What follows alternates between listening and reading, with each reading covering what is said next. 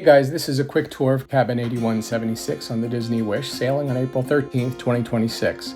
This was a Deluxe Family Oceanview Stateroom that we booked about 3 months before the sailing.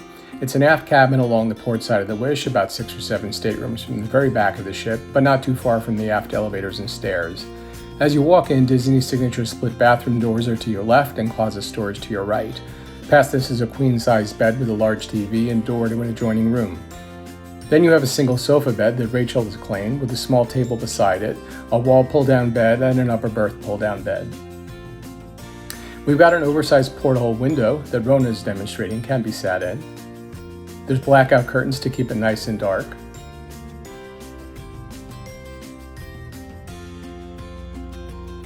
And as you can see, there is Disney art all over. Now working our way back, there's a good-sized desk with plenty of small shelves up top on either side of a mirror. There's one empty drawer with a cooler, or maybe a fridge below it. There's one drawer holding a hairdryer and another filled with postcards, room service menus, and your cruise info. Behind one cabinet door are a couple of shelves. You've got power and a variety of USB ports with light switches. They've got a tissue box and a phone jammed into one of the smaller shelves up top. And there's a little seat that you can pull out and use the desk for work, or makeup or hair. Overall though, pretty minimal storage.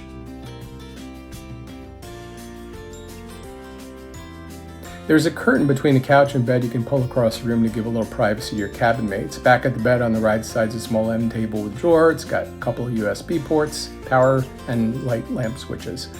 Above the bed, we've got the Sleeping Beauty artwork. And then over on the left side is another table, lamp with light switches, USB ports, and a 220-volt European outlet. Onto the 3 sliding closet doors. Now lights come on inside when you open each door. Now on the left behind door number 1 are loads of hangers and a ladder if you do a pull down bed from the ceiling, and above are life vests. Behind the middle door are more life vests and at least 4 usable shelves plus a safe.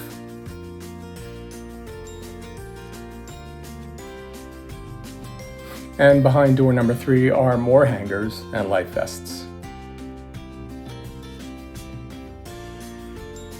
Now into the split bathroom. It's a step up to find a small tub shower combo with a door. I always prefer that to a shower curtain.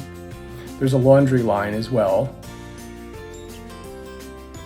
Inside are shampoo, conditioner, and shower gel. You've got your sink, bar, and liquid soap, and a couple of small shelves above and below, washcloths and towels.